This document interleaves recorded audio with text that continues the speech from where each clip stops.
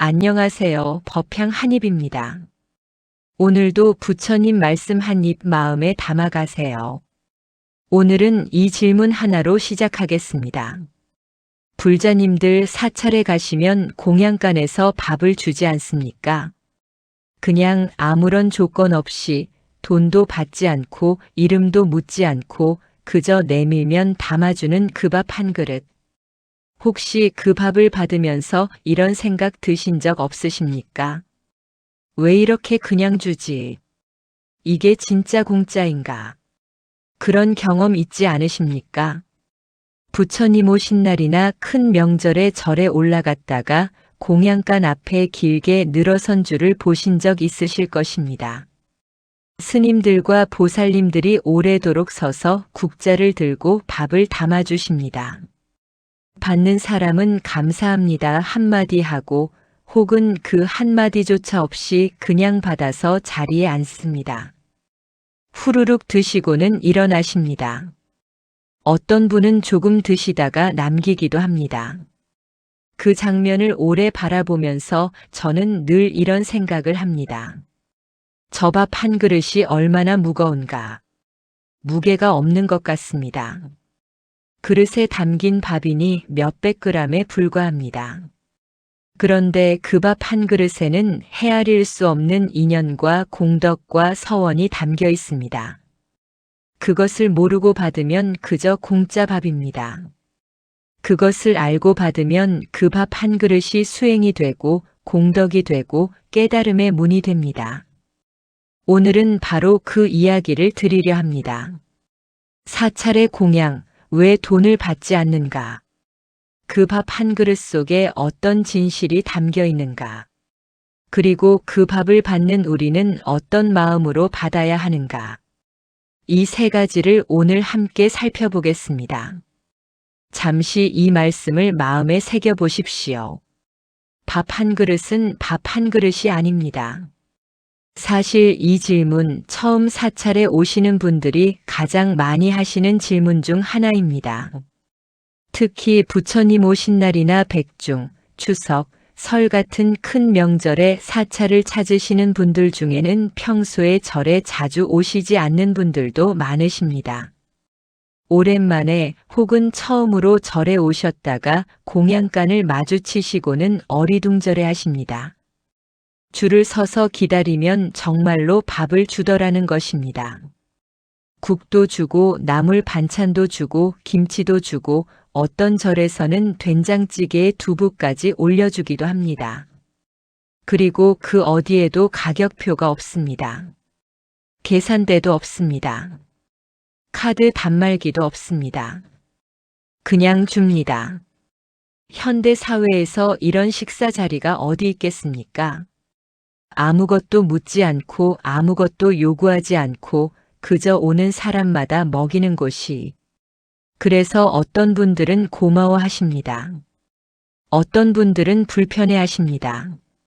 나중에 뭔가 요구하는 것 아닌가 하고 경계하시기도 합니다. 또 어떤 분들은 너무 자연스럽게 받아드시고는 다음에 또 오십니다. 밥이 맛있으니까요. 그런데 법우님들, 오늘 제가 드리고 싶은 말씀은 바로 이것입니다. 그 밥은 공짜가 아닙니다. 그렇다고 돈을 내야 한다는 말씀이 아닙니다. 돈으로 계산할 수 없는 값이 그 밥에 이미 담겨 있다는 말씀입니다. 공짜와 값 없음은 다릅니다. 공짜는 아무 가치가 없는 것입니다. 그러나 사찰의 공양은 값이 없는 것이 아니라 돈으로 측량할 수 없는 가치를 지닌 것입니다. 이 차이를 모르고 받으면 그 밥을 먹은 후에 아무것도 남지 않습니다. 이 차이를 알고 받으면 그 밥 한 그릇이 일생을 바꾸는 인연이 될 수 있습니다. 참으로 그러하지 않습니까? 자, 그러면 이제 그 깊은 이야기 속으로 함께 들어가 보겠습니다. 첫 번째로 공양이란 무엇인가를 살펴보겠습니다. 공양이라는 말, 불자님들께서는 익히 들어오셨을 것입니다. 그런데 이 말의 뿌리를 아십니까? 공양은 산스크리트어 푸자에서 온 말입니다. 공경하며 올린다는 뜻입니다. 원래는 부처님께, 법보에, 스님들께 올리는 정성스러운 공물을 뜻했습니다. 꽃을 올리는 것도 공양, 향을 올리는 것도 공양, 음식을 올리는 것도 공양, 등불을 올리는 것도 공양입니다. 불교에서는 이를 육법 공양이라 하여 향, 등, 꽃, 쌀, 과일, 차를 삼보에 올리는 의식으로 정립하였습니다. 그런데 이 공양이 시간이 흐르면서 식사 자체를 가리키는 말로도 쓰이게 되었습니다. 스님들이 식사를 공양이라 부르시는 것은 단순히 밥을 먹는 것이 아니라 이 몸을 수행의 도구로 유지하기 위해 삼보에게 올리는 정성스러운 행위로 받아들이기 때문입니다. 그러니 공양가는 단순한 식당이 아닙니다. 공양가는 수행처입니다. 밥을 짓는 것도 수행, 밥을 나누는 것도 수행, 밥을 받아먹는 것도 수행입니다. 그 모든 과정이 하나의 의례이고 하나의 기도이고 하나의 보살행입니다. 화엄경에 이런 말씀이 있습니다. 일미지식 여수미산. 한 알의 밥 아래 수미산이 담겨 있다. 수미산은 세상의 중심에 있다고 하는 거대한 산입니다. 그 거대한 산이 한 알의 밥 아래 담겨 있다고 했습니다. 이 말씀이 무엇을 뜻하겠습니까? 아무리 작은 것에도 온 우주의 인연이 담겨 있다는 것입니다. 한 알의 쌀이 여기 오기까지 얼마나 많은 인연이 닿았겠습니까? 봄에 씨앗을 뿌린 농부의 땀이 있습니다. 비를 내려준 하늘의 은혜가 있습니다. 햇빛을 공급한 태양의 공덕이 있습니다. 그 쌀을 운반한 사람의 수고가 있습니다. 그것을 싣고 불려 밥을 지은 공양주 보살님의 정성이 있습니다. 그 밥을 나누어 주는 스님과 신도들의 자비심이 있습니다. 이 모든 인연이 모여 한 그릇의 밥이 됩니다. 그러니 그 밥 한 그릇을 받을 때 그저 시장기를 달래는 끼니라고 생각하신다면 그 무한한 인연의 공덕을 모두 놓치시는 것입니다. 잠시 이 말씀을 마음에 새겨 보십시오. 밥 한 그릇은 무수한 생명과 인연의 집합체입니다. 그것을 받는 순간 우리는 그 모든 인연과 연결됩니다. 그러면 사찰에서는 왜 이 밥을 돈을 받지 않고 나누어 줄까요? 이것이 오늘의 핵심 질문입니다.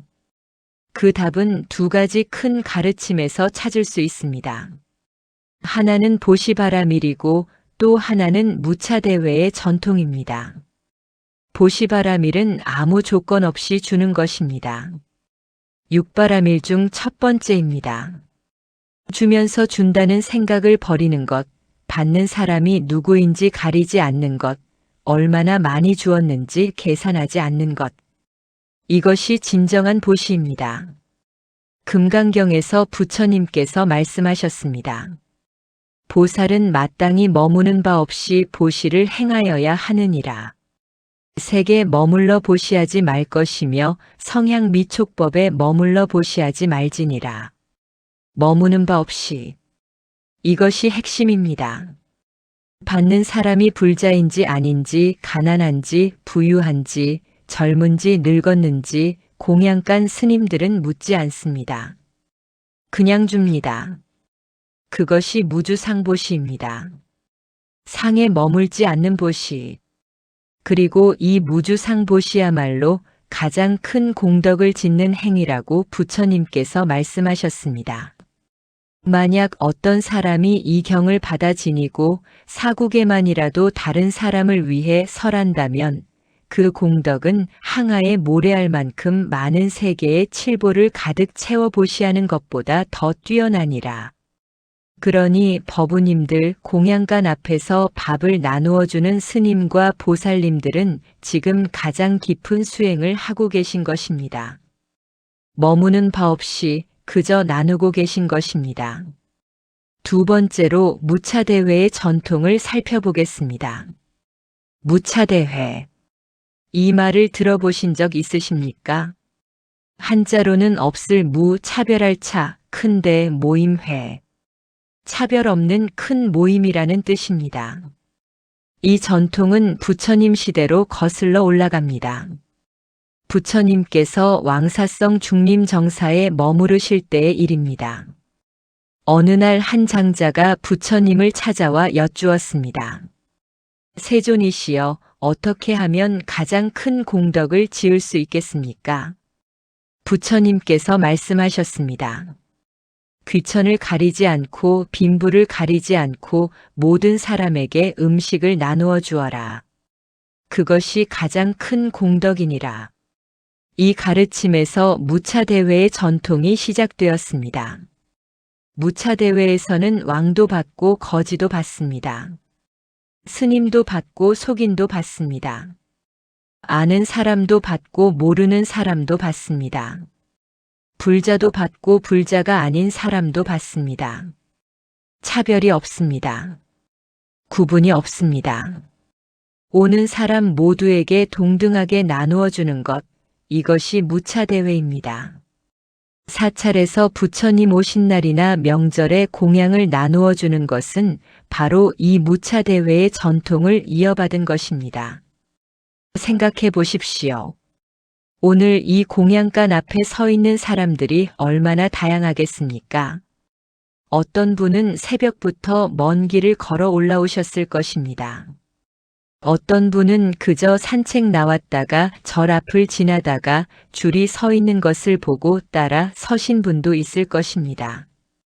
어떤 분은 마음에 무거운 짐을 지고 오셨을 것입니다. 어떤 분은 아무 생각 없이 오셨을 것입니다. 어떤 분은 절이 처음인 분도 계실 것이고 어떤 분은 50년 된 신심 깊은 불자이실 수도 있습니다. 그 모든 사람에게 동등하게 한 그릇의 밥이 주어집니다. 이것이 평등입니다. 불교에서 말하는 평등은 단순히 같은 대우를 받는다는 뜻이 아닙니다. 모든 존재가 본래 동등한 불성을 지니고 있다는 것, 그 불성 앞에서는 귀천도 빈부도 아무 의미가 없다는 것, 그 깊은 진리를 밥 한 그릇으로 표현하는 것입니다. 금강경에서 부처님께서는 다시 말씀하십니다. 일체 중생을 내가 모두 무여열반에 들게 하여 제도하리라. 일체 중생. 예외가 없습니다. 가릴 수 없습니다. 모든 존재가 구제의 대상입니다. 사찰 공양간의 무차보시는 바로 이 부처님의 서원을 밥 한 그릇으로 실현하는 것입니다. 참으로 그러하지 않습니까? 그런데 법우님들, 여기서 중요한 이야기를 하나 더 드려야 하겠습니다. 이 공양이 어디서 나오는가 하는 문제입니다. 사찰에서는 아무 대가 없이 밥을 나누어 주지만 그 밥이 하늘에서 그냥 뚝 떨어지는 것은 아닙니다. 그 밥 한 그릇 뒤에는 얼마나 많은 분들의 정성과 원력이 담겨 있는지 아십니까? 먼저 공양주 보살님들의 수고가 있습니다. 부처님 오신 날이나 큰 명절이 되면 공양주 보살님들은 며칠 전부터 준비를 시작하십니다. 새벽 3시, 4시에 일어나셔서 채소를 다듬고 밥을 짓고 국을 끓이고 반찬을 만드십니다. 수백 명, 수천 명이 드실 밥을 짓는 일이 얼마나 고단한 일이겠습니까? 그런데 그 보살님들은 힘들다는 말씀을 잘하지 않으십니다. 왜냐하면 그 일 자체가 기도이기 때문입니다. 밥을 짓는 것이 수행이기 때문입니다. 공양주 보살님들은 밥을 지을 때 마음속으로 염불을 하십니다. 나무아미타불, 나무아미타불. 이 밥을 드시는 모든 분들이 건강하고 행복하시기를. 이 밥을 드시는 모든 분들이 부처님 가르침과 인연을 맺으시기를. 이 정성스러운 발언이 밥 속에 스며듭니다. 그러니 사찰의 밥에는 공양주 보살님들의 기도가 담겨 있습니다. 다음으로 시주자들의 원력이 있습니다. 사찰에서 무차보시를 할 수 있는 것은 많은 불자님들의 시주가 있기 때문입니다. 평생 모은 쌀을 절에 가져오시는 분이 계십니다. 이름도 밝히지 않고 봉투에 넣어 보시하시는 분이 계십니다. 몸이 불편하셔서 절에 오시지는 못하지만 매달 공양비를 보내시는 분이 계십니다. 이분들은 왜 시주를 하시는 걸까요? 복을 받기 위해서이기도 합니다. 그런데 그보다 더 깊은 이유가 있습니다. 나는 이 밥 한 그릇을 통해 어떤 낯선 사람이 부처님과 인연을 맺게 되기를 바란다는 원력입니다.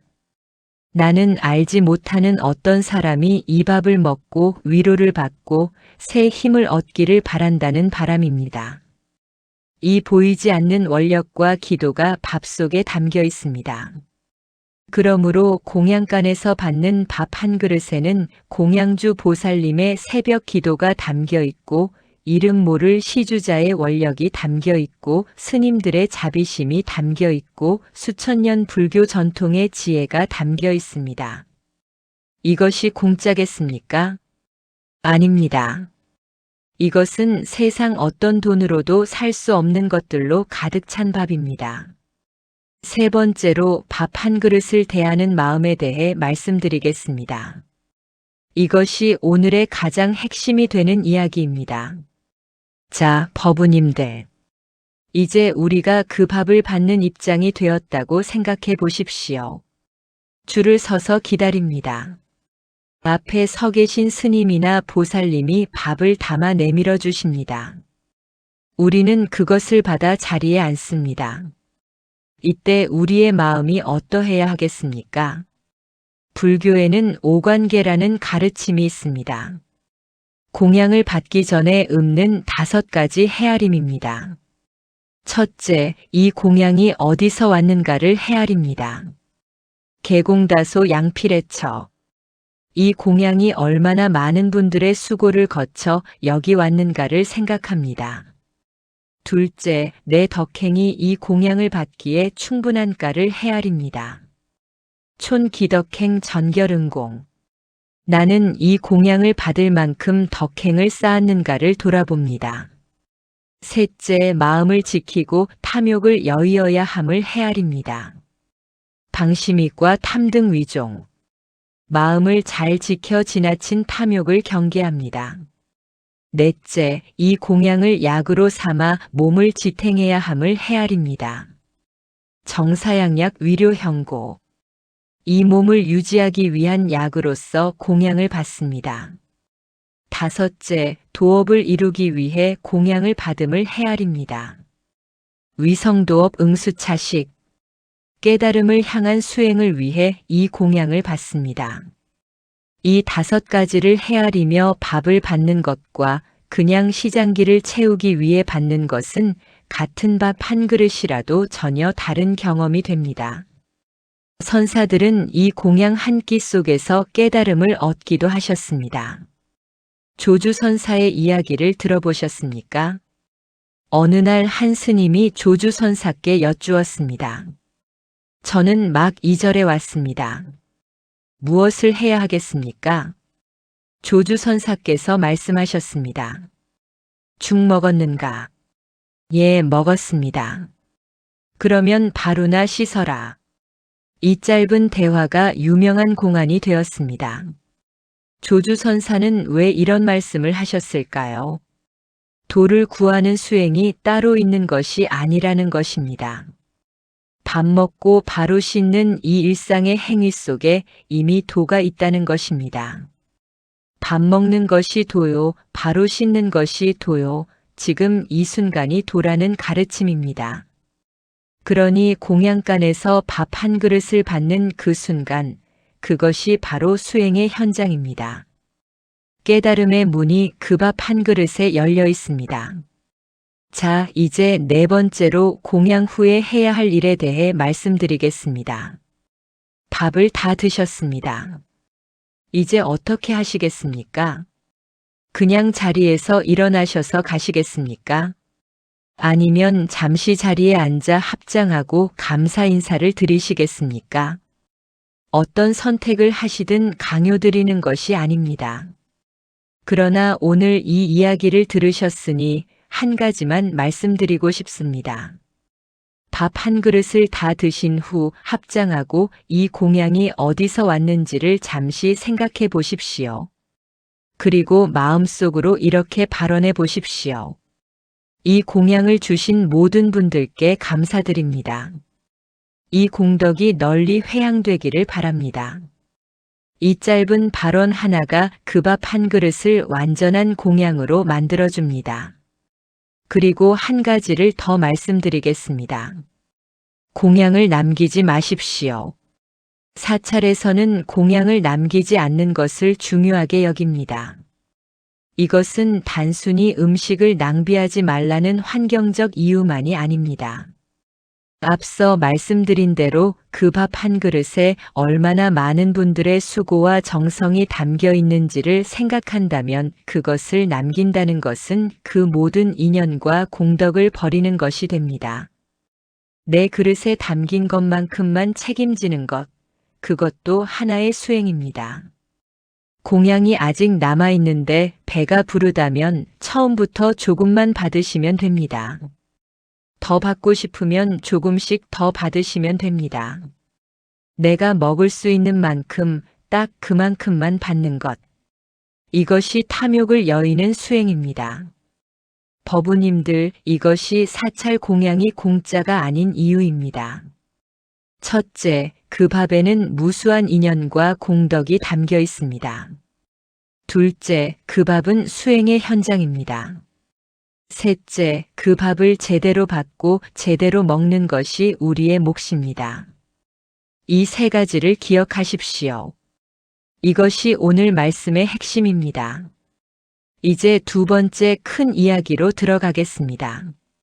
사찰 공양 중에서도 가장 깊은 의미를 지닌 것이 있습니다. 바로 영단에 올리는 제사 공양, 영가 공양입니다. 절에 가시면 법당 한쪽이나 별도의 영단에 작은 상이 차려져 있는 것을 보신 적 있으실 것입니다. 거기에는 밥도 있고 국도 있고 과일도 있고 물도 있습니다. 그리고 앞에는 향이 피워져 있습니다. 이것이 영가 공양입니다. 돌아가신 분을 위해 올리는 공양입니다.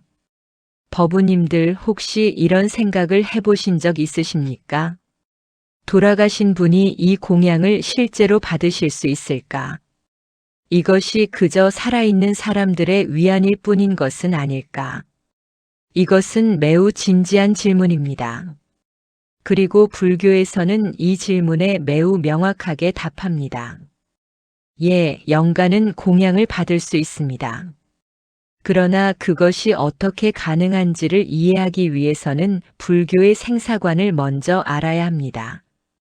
불교에서는 사람이 죽으면 그것으로 모든 것이 끝나는 것이 아니라고 말합니다. 몸은 사라지지만 업식은 남습니다. 이 업식이 다음 생을 받을 때까지 중음 세계에 머뭅니다. 중음신이라고도 하고 중유라고도 합니다. 이 중음의 기간이 일반적으로 49일, 즉 77일입니다. 그래서 49제를 지내는 것입니다. 이 49일 동안 영가는 살아있는 가족들의 기도와 공양의 공덕을 받아 다음 생을 잘 받을 수 있도록 인연을 맺게 됩니다. 지장보살본원경에 이런 말씀이 있습니다. 혹 77일 내에 혹 100일 내에 독경 공양하여 그 공덕을 회양하면 그 영가가 살아생전에 선한 인연이 없었더라도 능히 해탈을 얻을 것이며 선업이 있는 자는 더욱 더 증장하리라. 이 말씀이 바로 49제의 불교적 근거입니다. 영가를 위한 공양과 기도가 영가의 다음 생에 실질적인 영향을 미친다는 것입니다.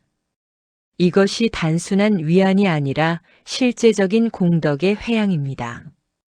나무아미타불. 나무아미타불. 그러면 이 영가 공양은 어떻게 드려야 할까요? 절에서 스님들이 집전하는 정식제가 있고 가정에서 드리는 간소한 제사도 있습니다. 어떤 형식이든 핵심은 정성입니다. 먼저 마음을 청정하게 합니다. 잡념을 내려놓고 돌아가신 분을 진심으로 생각합니다. 원망이나 서운함이 있다면 그것도 내려놓습니다. 오직 그분의 극락왕생을 발언하는 마음으로 공양을 드립니다. 다음으로 공양물을 정성껏 준비합니다. 비싼 것을 많이 올리는 것이 중요한 것이 아닙니다. 단 한 그릇의 물이라도 정성스럽게 올리는 것이 핵심입니다. 공양물 앞에 향을 피우고 합장하고 마음속으로 발언합니다. 그리고 염불을 합니다. 나무아미타불, 나무아미타불, 나무아미타불. 이 염불 공덕이 영가에게 회향됩니다. 영가가 아미타불의 빛 속으로 나아갈 수 있도록 길을 밝혀주는 것입니다. 이제 세 번째 절정, 경문 낭독의 시간입니다. 법우님들 잠시 자세를 바로 하시고 합장해 주십시오. 오늘은 아미타경의 핵심 가르침과 지장경의 공덕 회향 구절을 함께 읽겠습니다. 이 경문이 이 영상을 보시는 모든 분들과 그분들이 마음에 품고 계신 영가에게 회향되기를 발언합니다. 나무아미타불. 아미타경에서 부처님께서 사리불에게 말씀하셨습니다. 사리불아, 저 국토를 어찌하여 극락이라 이름하는가? 그 나라 중생들은 아무런 고통이 없고 다만 여러 가지 즐거움만 누리나니 그러므로 극락이라 이름하느니라. 또 사리불아, 극락 국토에는 7겹이 난간과 7겹이 그물과 7겹이 나무가 있으니 모두 4가지 도배로 두루 둘러싸여 있느니라. 그러므로 그 나라를 극락이라 이름하느니라. 사리불아, 만약 선남자 선여인이 아미타불을 설하는 것을 듣고 그 명호를 집지하여 하루나 이틀이나 사흘이나 나흘이나 닷새나 엿새나 이래 동안 일심불란하게 하면 그 사람이 명종할 때에 아미타불이 여러 성중과 함께 그 앞에 나타나시리라. 그 사람은 임명할 때에 마음이 전도되지 아니하므로 곧 아미타불 극락국토에 왕생하리라. 나무아미타불, 나무아미타불, 나무아미타불. 법우님들 이 경문이 귀에 들어오십니까? 아미타불의 명호를 지니고 일심으로 부르면 그 사람이 임종할 때 아미타불께서 직접 맞이하러 오신다는 말씀입니다. 이것이 극락왕생의 약속입니다. 이것이 아미타불의 서원입니다. 나무아미타불, 나무아미타불, 나무아미타불. 이제 지장경의 말씀을 읽겠습니다. 지장보살본원경에서 지장보살께서 말씀하셨습니다. 연부제 중생들의 신념과 동작과 행위는 모두 업이요 모두 죄인이라.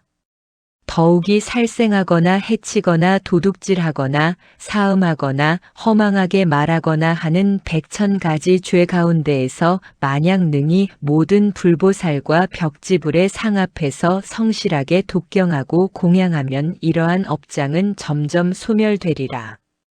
이 말씀 앞에서 우리는 무엇을 느끼십니까? 살아생전에 선업을 많이 짓지 못하셨던 분들도 우리가 그분을 위해 경을 읽고 공양을 올리면 그 죄업이 소멸될 수 있다는 것입니다. 이 얼마나 크나큰 자비이겠습니까? 나무아미타불, 나무아미타불, 나무아미타불. 우란분경에서도 이 가르침이 나옵니다. 목걸련 존자가 신통력으로 돌아가신 어머니를 찾아보니 아귀도에 떨어져 고통받고 계셨습니다. 목걸련 존자가 신통으로 음식을 가져다 드리려 했으나 어머니 입에 들어가기도 전에 불로 변해버렸습니다. 이에 부처님께 어찌하면 어머니를 구할 수 있겠냐고 여쭈니 부처님께서 말씀하셨습니다. 그대의 신통력만으로는 어머니를 구제할 수 없으니라. 7월 보름에 시방의 모든 스님들이 안거를 마친 날 그 스님들께 갖가지 음식을 공양하고 이 공덕으로 어머니의 해탈을 발언하라. 목걸련 존자가 그대로 하자 어머니가 아귀도의 고통에서 벗어나 극락에 태어나셨다는 이야기입니다. 이것이 우란분재 백중의 유래입니다. 그리고 이 이야기는 우리에게 무엇을 가르쳐 줍니까? 내 신통력으로 안 되는 것이 대중의 공덕으로는 된다는 것입니다. 혼자 하는 기도보다 함께 하는 기도가 더 크다는 것입니다. 그래서 절에서 제를 지내고 함께 염불하고 함께 공양을 드리는 것입니다. 나무아미타불. 법우님들 지금 이 영상 앞에서 합장하고 계신 분들 중에 마음속에 그리운 분이 계신 분들이 계실 것입니다. 일찍 세상을 떠나신 부모님, 먼저 가신 배우자, 갑작스럽게 이별한 자녀, 오랫동안 그리워하던 것. 그분들이 생각나시십니까? 지금 이 순간 그 그리움을 부처님께 올리십시오. 그 그리움이 바로 기도입니다. 그 그리움이 바로 공양입니다. 그 그리움 속에 이미 사랑이 담겨 있습니다. 그 사랑이 영가에게 닿습니다. 나무아미타불, 나무아미타불, 나무아미타불. 잠시 이 말씀을 마음에 새겨 보십시오. 그리움은 기도입니다. 사랑은 공양입니다. 이제 함께 발언하겠습니다. 회향 발언문입니다. 법우님들 함께 합장하시고 이 발언을 함께 읽어주십시오. 원하옵건대 이 공양의 공덕으로 저 영가의 업장이 소멸되기를 발언합니다. 원하옵건대 저 영가가 아미타불의 원력을 입어 극락세계에 왕생하기를 발언합니다. 원하옵건대 극락세계에서 아미타불을 친견하고 무생법인을 증득하기를 발언합니다. 원하옵건대 다시 이 세계에 돌아와 모든 중생을 제도하는 보살이 되기를 발언합니다. 나무아미타불, 나무아미타불, 나무아미타불. 나무 서방 극락세계 대자대비 아미타불, 나무아미타불, 나무아미타불, 나무아미타불. 법우님들 이제 잠시 숨을 고르겠습니다. 이 긴 이야기를 함께 해오셨습니다. 오늘 우리가 이야기한 것을 다시 한번 정리해 보겠습니다. 절밥은 공짜가 아닙니다. 이것이 오늘의 첫 번째 핵심입니다. 그 밥 한 그릇에는 농부의 땀이 담겨 있습니다. 공양주 보살님의 새벽 기도가 담겨 있습니다. 이름 모를 시주자의 원력이 담겨 있습니다. 무차대회의 평등 정신이 담겨 있습니다. 보시바라밀의 가르침이 담겨 있습니다. 그 밥을 받는 것은 수행입니다. 이것이 오늘의 두 번째 핵심입니다. 오관계로 헤아리며 받고 합장으로 감사하며 받고 남기지 않으며 책임지고 공양 후에 회향 발언으로 마무리하는 것. 이 모든 것이 밥 한 그릇을 둘러싼 수행입니다. 그 수행이 바로 우리 삶 속의 불교입니다. 이것이 오늘의 세 번째 핵심입니다. 절에 가서만 수행하는 것이 아닙니다. 밥 먹으면서도 수행할 수 있습니다. 일상의 모든 순간에 부처님 가르침을 적용하는 것, 그것이 살아있는 불교입니다. 조주선사의 말씀이 다시 생각납니다. 죽 먹었는가? 바루나 씻어라. 지금 이 순간 이 자리에서 이 밥 한 그릇 앞에서 깨달음의 문이 열려 있습니다. 자, 이제 부처님 오신 날 사찰 공양간 이야기로 다시 돌아가 보겠습니다. 부처님 오신 날은 불교 최대의 명절입니다. 4월 초파일 온 나라 사찰의 연등이 밝혀지고 수많은 사람들이 절을 찾습니다. 그 중에는 평생 절에 처음 와보시는 분도 계시고 어렸을 때 한 번 왔다가 수십 년 만에 다시 오시는 분도 계십니다. 그리고 그분들이 처음 마주치는 것이 공양간의 밥 한 그릇일 수 있습니다. 그 밥 한 그릇이 얼마나 중요한 인연이 될 수 있겠습니까? 어떤 사람은 그 밥 한 그릇을 받으면서 처음으로 사찰에 대한 거부감이 사라질 수 있습니다. 아, 절이 이런 곳이구나. 이렇게 따뜻하구나. 아무 조건 없이 나눠주는구나. 어떤 사람은 그 밥을 먹으면서 오랫동안 잊고 있었던 무언가가 떠오를 수 있습니다. 어릴 때 할머니 손에 이끌려 절에 왔던 기억, 그때 먹었던 절밥의 맛, 그 맛에 담긴 그리움. 어떤 사람은 그 밥 한 그릇이 부처님과의 첫 인연이 될 수 있습니다. 그래서 사찰의 공양가는 단순한 식당이 아닙니다. 그곳은 인연을 만드는 곳입니다. 그곳은 자비를 실천하는 현장입니다. 그곳은 살아있는 법문이 펼쳐지는 도량입니다. 그 공양간 앞에서 밥을 나누어 주는 스님과 보살님들은 법문을 하고 계신 것입니다. 말이 없는 법문, 행동으로 하는 법문, 밥 한 그릇으로 전하는 부처님의 자비, 나무아미타불. 법우님들 부처님 오신 날이 다가오면 절에 한번 가보십시오. 공양간 앞에 서보십시오. 그리고 오늘 이 이야기를 기억하면서 그 밥 한 그릇을 받아보십시오. 그 순간이 다를 것입니다. 반드시 달라질 것입니다. 단순한 식사가 아닌 수행으로, 단순한 밥이 아닌 공양으로, 단순한 허기를 채우는 것이 아닌 인연을 맺는 것으로 그 밥 한 그릇이 다가올 것입니다. 참으로 그러하지 않습니까? 이제 조금 더 깊은 이야기를 드리겠습니다. 법우님들 중에 혹시 이런 경험이 있으신 분이 계실 것입니다. 마음이 너무 힘들어서 혹은 누군가가 너무 그리워서 또는 아무 이유도 없이 그냥 발길이 닿아서 절에 오르신 분. 그리고 공양간에서 밥 한 그릇을 받아 드시면서 눈물이 났던 분. 그런 경험 있지 않으십니까? 그 눈물은 왜 나오는 것일까요? 그것은 오랫동안 굶주려 있던 무언가가 비로소 채워지는 순간이기 때문입니다. 배만 굶주린 것이 아닙니다. 마음이 굶주려 있었던 것입니다. 위로가 굶주려 있었던 것입니다. 누군가 아무 조건 없이 나를 돌봐주는 그 느낌이 굶주려 있었던 것입니다. 그 밥 한 그릇이 그 굶주림을 채워준 것입니다. 그것이 공양의 힘입니다. 그것이 무차보시의 공덕입니다. 그것이 부처님의 자비가 밥 한 그릇으로 표현될 때의 힘입니다. 법구경에 이런 말씀이 있습니다. 굶주림은 가장 큰 병이요, 형성은 가장 큰 고통이요, 무상함을 아는 것이 가장 큰 즐거움이니라. 굶주림은 가장 큰 병입니다. 그 굶주림에는 몸의 굶주림도 있지만 마음의 굶주림이 더 클 때가 많습니다. 공양간의 밥 한 그릇은 그 양쪽의 굶주림을 모두 달래줍니다. 그래서 절밥은 단순한 밥이 아닙니다. 그것은 치유입니다.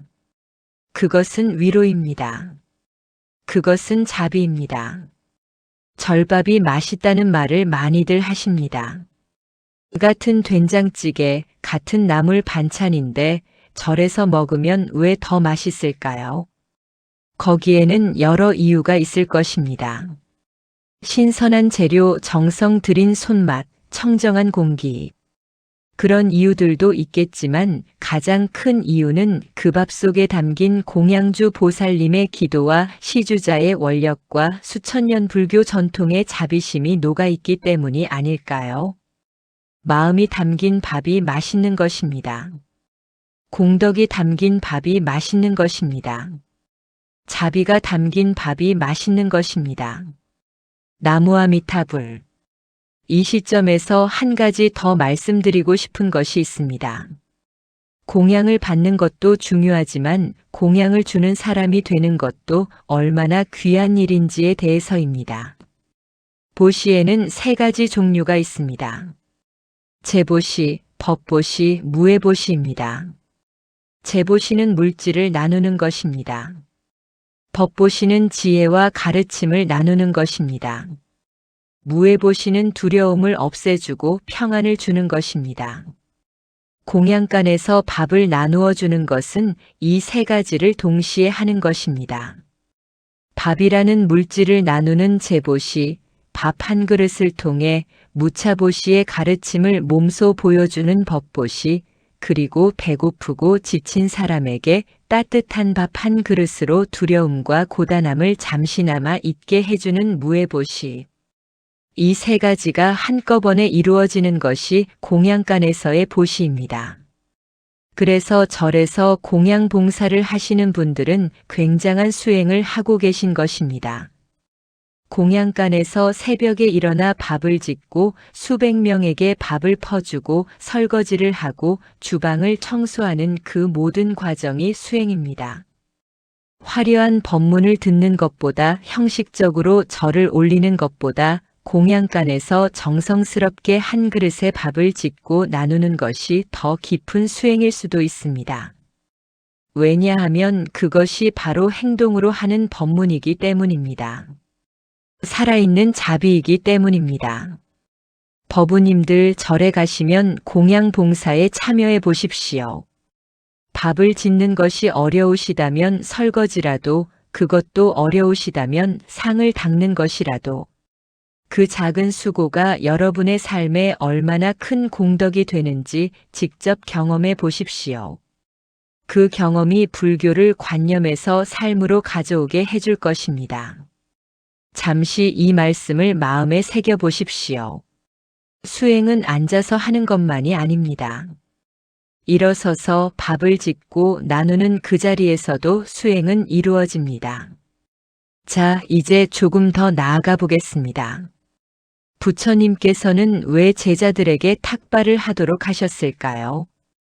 인도의 전통에서 탁발은 수행자들이 매일 마을을 돌며 음식을 얻는 것입니다. 다 주시면 받고 안 주시면 그냥 지나칩니다. 맛있는 음식을 고르지 않습니다.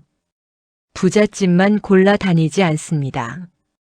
그냥 차례대로 다닙니다. 이 탁발에는 두 가지 의미가 있습니다. 하나는 수행자의 겸손입니다. 스스로 음식을 구하지 않고 제가 불자들의 보시에 의존하여 생활함으로써 교만을 버리고 겸손을 배우는 것입니다. 또 하나는 제가 불자들에게 보시의 기회를 주는 것입니다. 이것이 매우 중요합니다. 탁발을 하는 스님들은 단순히 밥을 얻어먹는 것이 아닙니다. 제가 불자들에게 공덕을 지을 기회를 주는 것입니다. 탁발을 받아주시는 것, 그 자체가 제가 불자에 대한 스님들의 자비입니다. 이 관점에서 보면 주는 사람과 받는 사람의 관계가 단순하지 않습니다.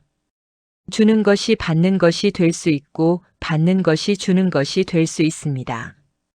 이 상호 관계 속에서 공덕이 교류하고 인연이 깊어지고 모두가 함께 성장합니다.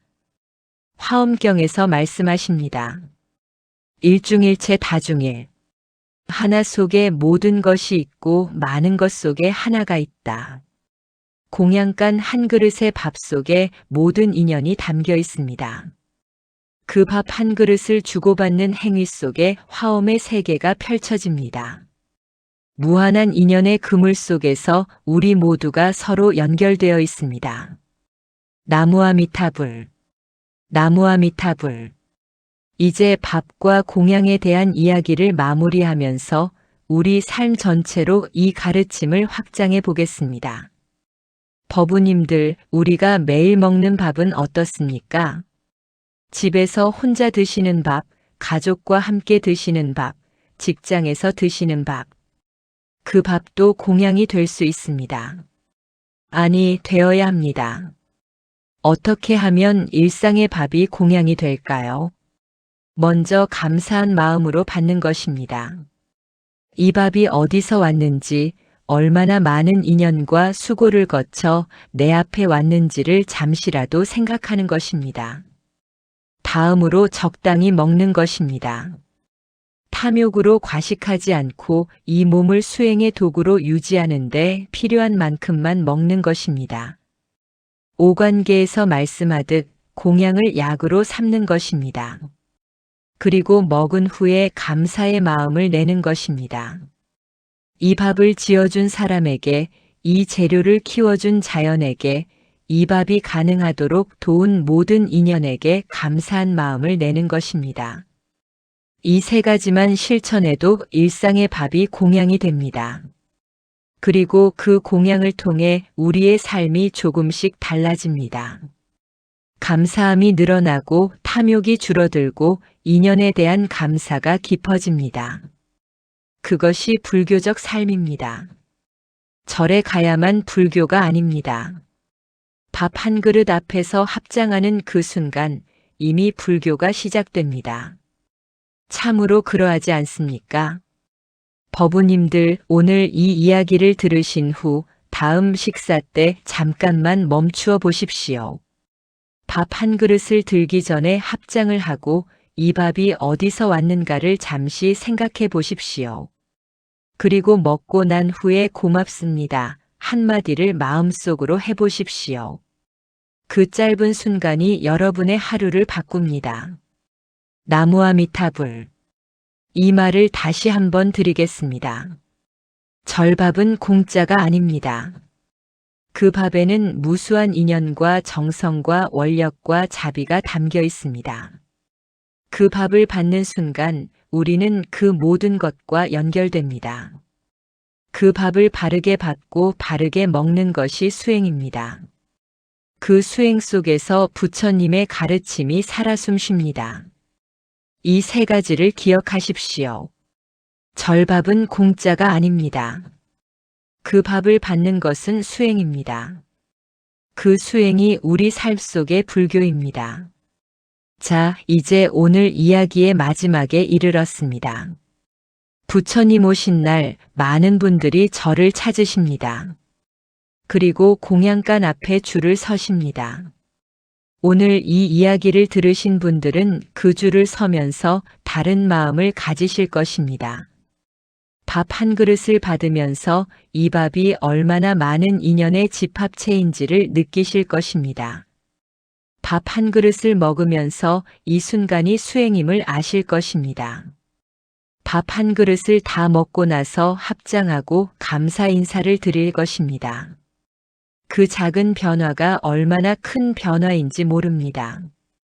밥 한 그릇을 공양으로 받아들이는 그 순간 여러분의 마음이 조금 더 따뜻해집니다.